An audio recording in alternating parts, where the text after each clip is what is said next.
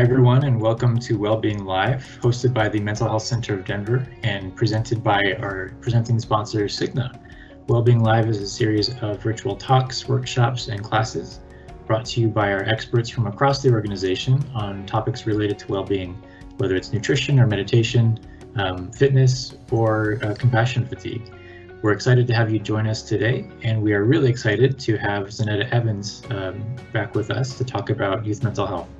My name is Paul. I work in the development office here at the Mental Health Center of Denver. And just a quick reminder before we get going that if you have questions for our presenter during the talk, please feel free to put them in the Q&A section in the upper right-hand corner of your screen. And with that, I'll welcome Zaneta to begin her presentation.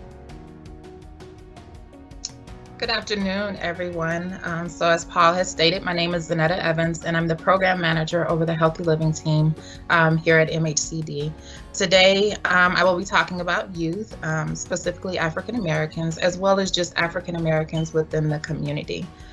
When initially talking with Paul on this presentation and what I would present, the youth were in mind just because of all the violence and the trauma that they have experienced early on in the summer. But as I was doing the presentation, a lot of the information that I will discuss applies across the board. So not only to youth, but as to all African Americans.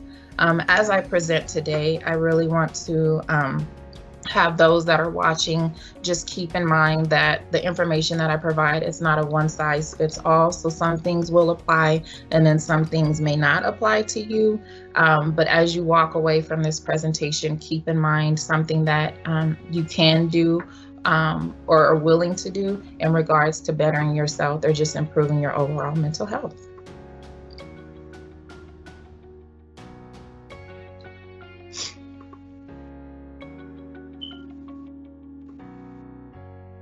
So mental health, what is mental health? Mental health essentially is a person's overall state of being in regard to their psychological and emotional well-being. When I'm speaking of a mental health, I'm really talking about the whole person and not just the mind. And within that whole person, I like to focus on 8 dimensions of wellness. And so that could be a person's spiritual being, their emotional being, their physical being, their environmental. So really what encompasses that whole person. Additionally, when you're thinking about your mental health, think of it as the state of your mental health affects how you think, act, and feel. In addition to that, your mental health impacts how you respond to others, and more specifically, it impacts how you respond to stress. So as you're thinking about mental health, you may be asking yourself, well, how do I know something is wrong? Or how do I know I need help? And it doesn't necessarily have to be something is wrong, but more or less try and think about it as something is off balance and you just want some guidance or you want to seek some help or advice. Things to consider when deciding if you want to get help, deciding if you want to have that conversation about mental health is thinking sometimes you don't know. So you may have a certain feeling and you're not able to label that or name that or just articulate exactly what it is, but you just know that something feels off. Trauma. So more specifically during this summer, the youth have experienced a lot of trauma. Some of their friends have been killed. Some of their friends have gotten into fights and they've seen all of this right there in front of their own eyes. And that's very traumatic. All the George Floyd things, activities, the Black Lives Matters, all of that is bringing up historical trauma as well. So all of those things, talking about it, hearing about it, seeing it on the news or just in social media, all that can be traumatic, as well as when you start engaging in high-risk behavior. So you're doing things that are outside the norm for you. That can be a cue as well that it might be time to start talking about mental health and or seeking help. Symptoms. So when I'm speaking of symptoms, it could be you could have reoccurring nightmares, or you have you see the death of that friend. It plays over and over in your mind. And this sometimes these situations may have happened years ago and you thought you dealt with it, but then sometimes something can happen and trigger that image to come up again. And so it's just a reoccurring symptom or image that you're dealing with. That could also be a sign. grief and loss. So many times we deal with loss and we don't afford ourselves the opportunity to process that, to talk about it, to deal with it. It's like, oh, that happened, pray about it and move on. And that is not how the body works. That is not how the mind works. So essentially just giving yourself that time and permission to process your grief, to process your loss, and know that you don't have to deal with that loss alone. Sadness and depression. So many times, as a result of just stuffing things, as a result of not talking about things, we then experience this deep sadness or this depression. And sometimes youth may not have a word for it. They just know that they lack motivation, or they're not interested in hanging out with their friends like they used to, or they just don't want to communicate like they used to. All those types of things are changes in behavior that may be a cue that it's time to talk about your mental health. It's time to talk to a professional. Dealing with anxiety, worry, and fear, those emotions are a natural part of being, of living and just experiencing life. But when it starts impacting your day-to-day function, that's when you need to be concerned. Your family or friends may notice changes or say you're not acting like yourself, or something just seems off, or why did you respond that way? Again, all those are cues. One of the biggest ones that I like to talk about with clients, or even recognize within myself, is an emotional response.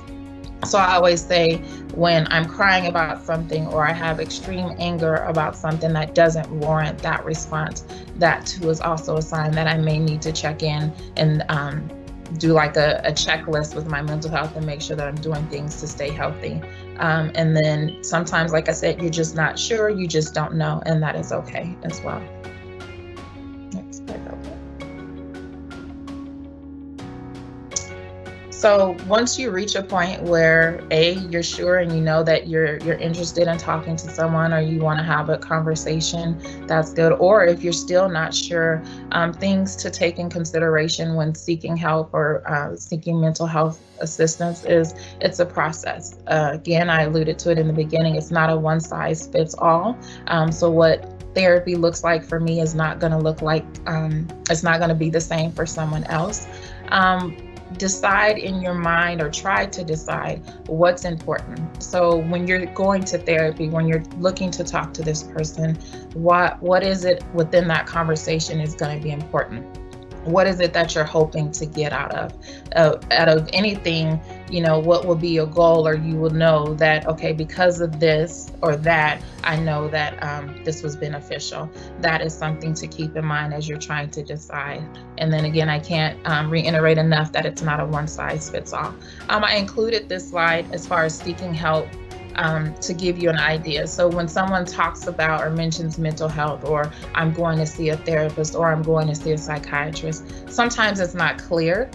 So I just wanted to break this down so it could be a little bit clearer for those. So if someone says, well, are you seeing a psychologist, or I'm going to see a psychologist, really, you can see a psychologist in the school setting, you could see a psychologist in the hospital, or like a mental health organization, and their focus is primarily like on the emotion side of things, your thoughts, your feelings, your behaviors, and they are going to be a person that you refer to as a doctor. So they're going to have a PhD or a PsyD.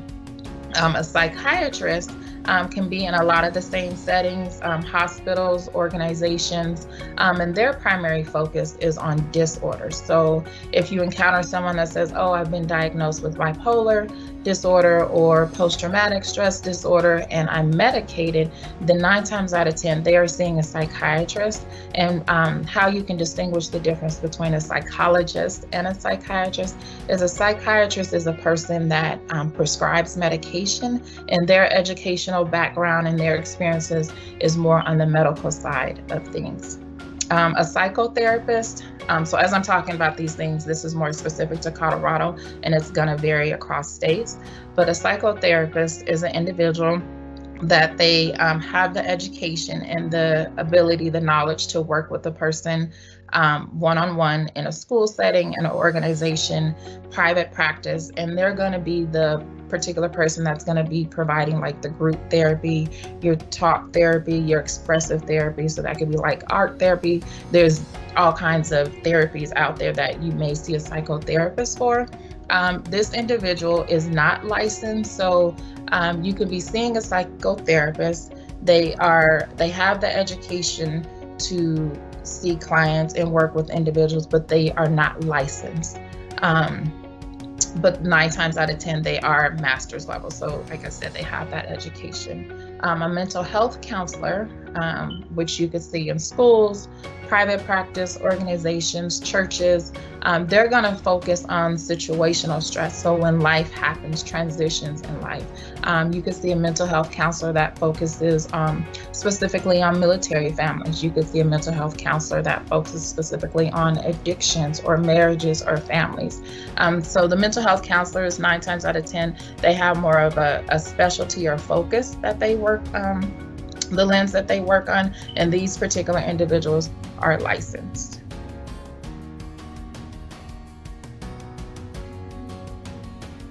So as you're thinking about mental health, as you're thinking about, well, this seems like it's a lot, as you're thinking about, well, how do I know, how do I not know, some questions to ask yourself and our therapist, and I'll get to that. So when you're thinking about it, questions to ask yourself.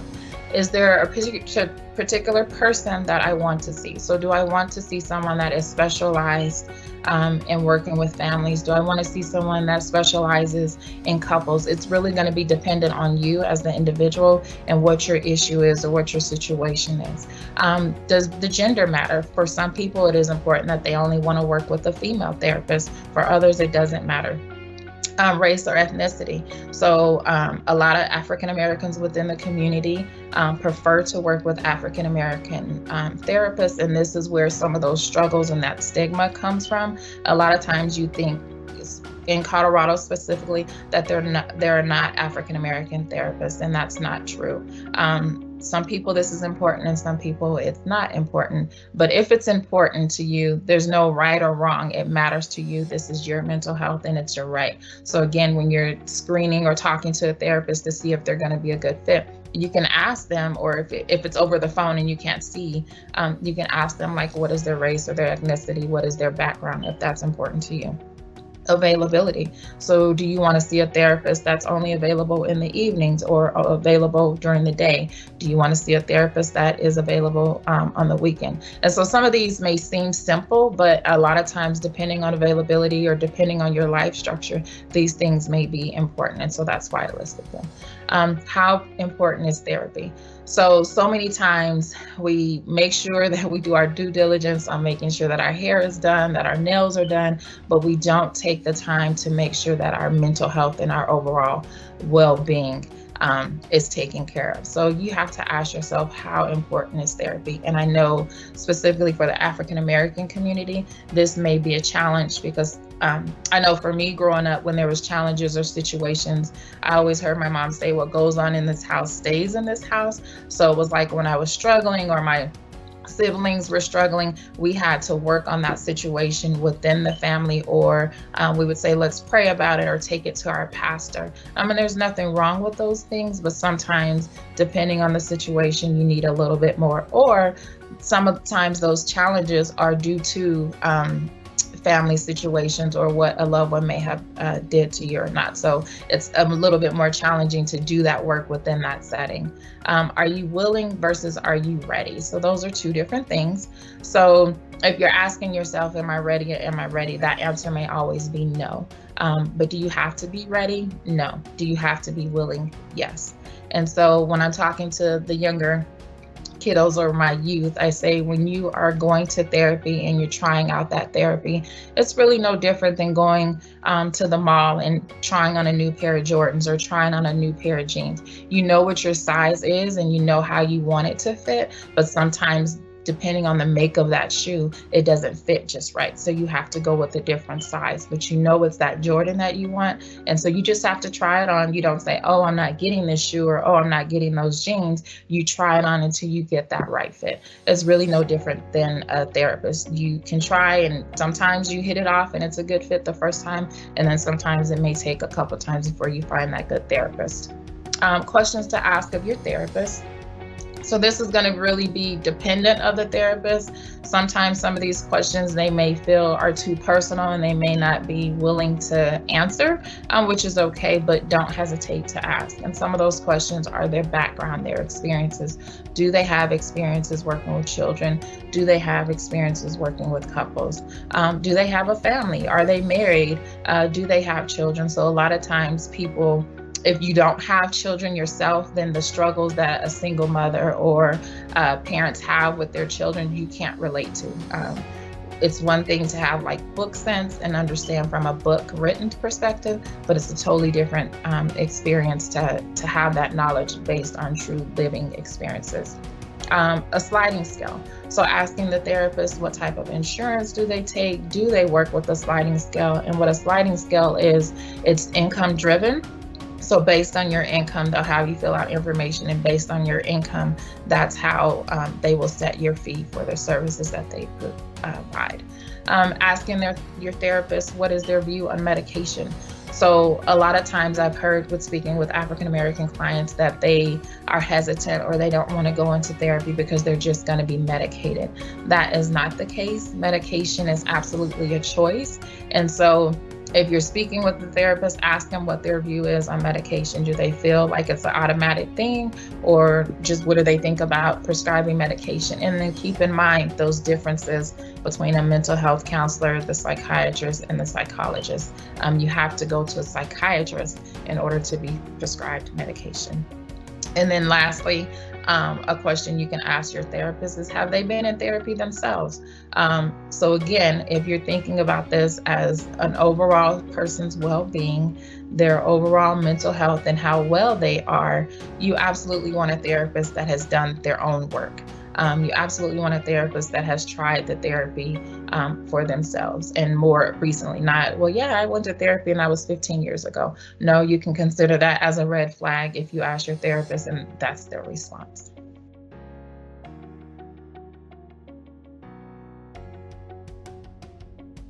So what's next?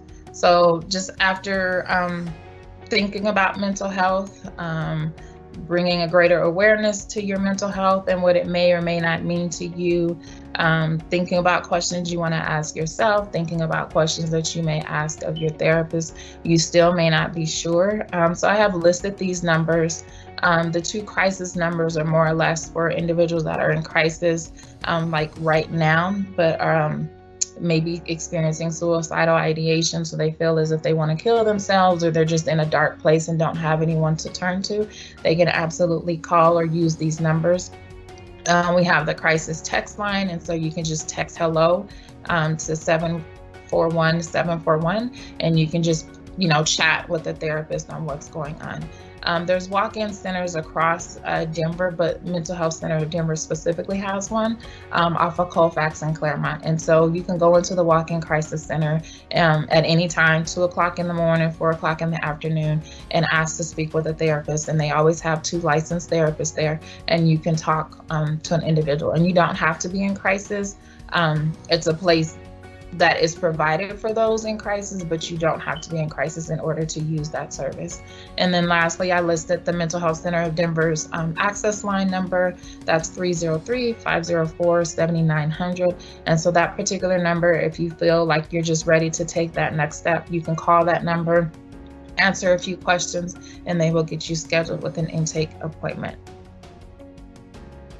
That is all the information I have to present via the slides. I would like to open it up now to any questions that anybody watching may have. Okay, so the first question that has come in, it says, how can you tell if you have found a good therapist or not? So that goes back to that analogy of using trying on a pair of jeans or trying on those Jordans. You know what it is that you're looking for. It's more or less finding that connection with that person that you feel is relatable, that you're not having to explain everything, but they just get you. You're able to have a conversation, because that's really what therapy is about. It's not about thinking that you're crazy or you're less than or anything like that. It's just a matter of you're in a situation or you're dealing with the situation and you want someone someone outside of your family. You want someone outside of your inner circle to talk to. And so that's what you can utilize a therapist for. So just knowing that they're a good fit, it's more or less, it's hard to describe, but it's more like you're gonna get a good feeling like, oh, that person relate or that person understood me. That's how you know you have a good therapist. If you walk away feeling as if the therapist did more of the talking than you did, that might be a cue. You might want to try another session or try another therapist, because your session, you're paying for it. So this is your time. This is your time to process. This is your time to answer, ask questions, or just talk about whatever it is that you need to talk about. Let's see. Next question. I'm nervous about going to therapy because I don't want to be medicated. Are there ways, and I don't know, are there ways around this? So I spoke to that in my presentation. If you go in and you speak with someone and they right off the bat say that you need to be medicated, always seek another opinion.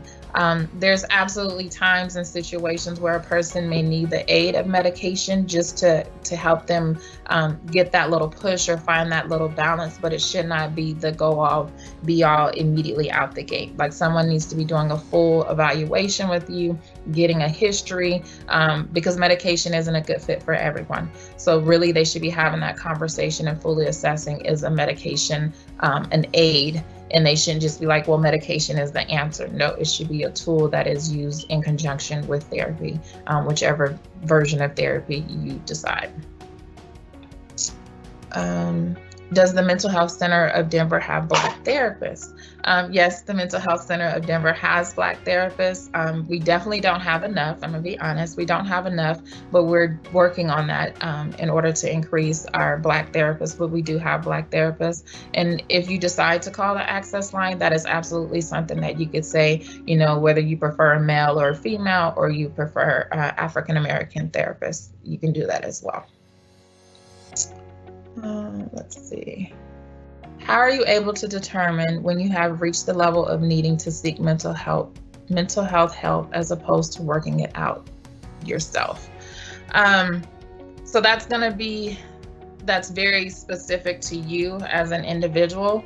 Sometimes it's not a matter of reaching a level, it's a matter of feeling stuck or unsure, and you just want someone else's opinion or guidance. I always say when I'm working with my clients that I'm not there to tell them what is right or wrong or how to do or not to do, but really just to be a reflecting board, to bounce their own ideas off of me, to hear. Sometimes it's like you'll say something, but then you hear it differently when you have another person repeat it. And so that, again, is what the mental health seeking therapy relationship can be about.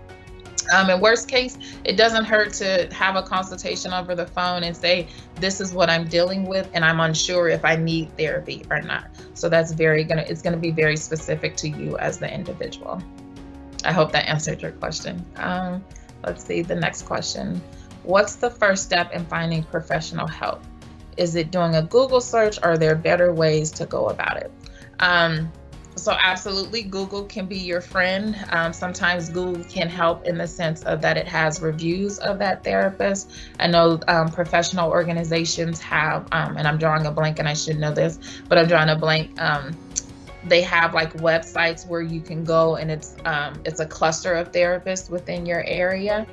So that's also a good start. Or you can search like organizations that, I apologize that I'm drawing a blank on this, but organizations that have good therapists, and they can provide that information. Also, it's a matter of like talking to your friends, talking to your family, talking to your loved ones. They may have had a therapist that they tried that was really good, or they may have had a therapist that they said don't ever go back to. Having those conversations can help you also decide on where to go. Let's see, the next question. Is there an age that would be determined as too young for therapy because the child could be viewed as acting out for attention? No, I know there's particular therapists that have certain age ranges that they prefer to work with. And so even if the child isn't able to verbalize what is going on, they can act it out, such as play. And so there's therapists out there that specialize in play therapy. And so that is suited for younger children. You can use it across the lifespan, but that's really helpful with younger children in age. And sometimes we forget as children, when they don't have the words, their behavior is their form of communication. So in our mind, they may be acting out, and that may be true, but they're trying to tell us something. So it's really about getting to the bottom of the behavior, what it is that they're trying to articulate through their behavior. Let's see. So is there an age that would be determined as too young? I would say typically between the youngest client I have seen has been a 5-year-old. But again, there may be some therapists that specialize in a little bit younger. I would say 3 or 4. I wouldn't want to go younger than that, but it's absolutely your choice. And you can always talk with the therapist and see what age that they're comfortable with. Do you have to live in Denver in order to be served at MHCD? So this question is tricky in regards to like depending on your insurance and stuff, but I know within the walk-in crisis center, when you come in, it doesn't matter if you live in Colorado, that service is available to you. There's certain like regions and stuff that cater to certain areas within MHCD. So when you call the access line number, they will ask you, and then they'll guide you accordingly based on your area where you can get service. Let's see. Hi, Zaneta. Thanks for your presentation. It was very enlightening. The comment you made about how you were raised to deal with issues in the home rings true with me too. There's still, unfortunately, a lot of stigma around mental health. Do you have suggestions on how to encourage folks to pursue or even consider mental health services when they feel things aren't that bad, or I don't think it's for me? So one thing is to recognize generationally, like I know my mom, putting my business out there, I know my mom really wasn't sure what mental health meant, or me being a therapist, what that meant. And so it was a matter of me having a conversation over the years through my schooling, just explaining certain things. I was able to enlighten her and just bring awareness. I know historically and culturally, it's like, well, if you're going to see a therapist, you're a crazy person, or therapy is only for white people. That's not the case. Really, you can have a conversation. What is mental health? So such as what I'm doing today. What is mental health? So regardless of your skin color, regardless of your race, your social, economic status, we all have basic needs, and we all function from the same place, being our mind, our body, our emotions, our behaviors. So if you look at it that way, it doesn't matter how you were brought up. It doesn't matter your background. There may become a time in your life that you may need to talk to someone or want to seek advice. Right now, a lot of seniors are dealing with the pandemic and not having a graduation, or what they thought college was going to be like. That is very, very different, and creates a sense of loss and grief for those individuals. Being able to talk to them about that encompasses their mental health, and it's really just a matter of having a conversation, trying to remove that stigma. It's okay if you need help. It doesn't make you less than if you seek outside help. Sometimes it's better to seek outside help than someone that is in the midst of your circle, because they can give you a different perspective, where they can ask a different question that someone within your circle may not have been thinking about. Let's see. Are any services free besides hotlines like therapy? So yes, so that goes to that sliding scale that I spoke to earlier. And it's going to be depending on, I know the Mental Health Center of Denver, if you don't have insurance or you're not able to afford, we don't turn individuals away. So that may be a starting point. Like, look, right now I know this is needed, but I don't have the funds. Can I just talk to someone? And you being able to talk to someone can clue you in on where your focus needs to be, or what it is that you want to focus on, and they can give you additional resources. So there are free services out there. What are some things one can do to help their child or youth change the way they view mental health? I can't say it enough, having a conversation. So asking your child, when you hear the words mental health, what comes to mind? or when you hear the word bipolar or disorder, what comes to mind? I think so many times there was a negative connotation attached to the word mental health. So if your mental health is poor, or it means like you're diagnosed and you're locked up somewhere and medicated. So just really having those conversations and being clear about what mental health is.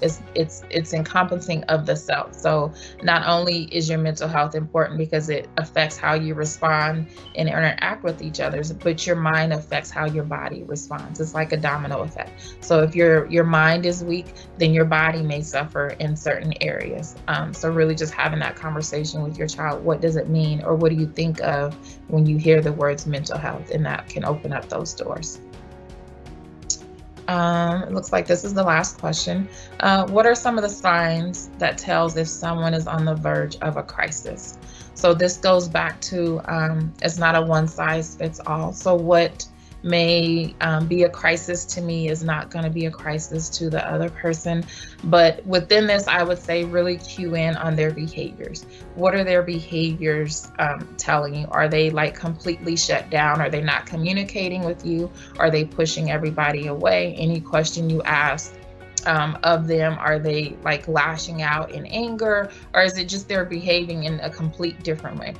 Sometimes people are on the verge of crisis and they don't know that they're on the verge of crisis until they're in the midst of that crisis. So even in that sense, it's a matter of knowing, okay, when you're in crisis, this is what we need to do. Let's all try and calm down, take some deep breaths, and have some resources that you can utilize when that person or yourself are in crisis. And like I said, I mentioned the walk-in crisis center. You can go and that's a good starting point. And it looks like those are all the questions. Oh, nope, looks like one just came in. Are there services for therapy with families as a mother? I can take my, let's see, it's not. Are the services free for therapy with families as a mother? I can take my children to a crisis center.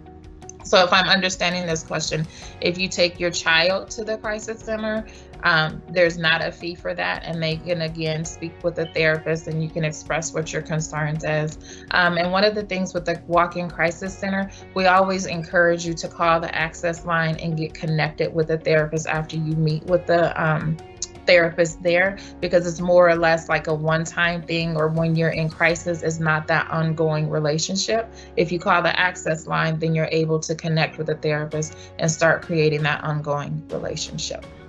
I hope that answered that question and made sense. I thank you all for the questions that came in. They were really good, and I thank you for taking the time with just listening about mental health with me today.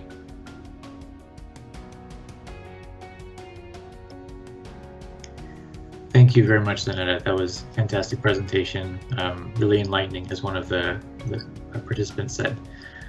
We'll be sure to post all of the resources that Zaneta mentioned on our webpage, including all of the phone numbers, the access line, the address for our walk-in center, and the text line and all of that. So be sure to check out our webpage after this event.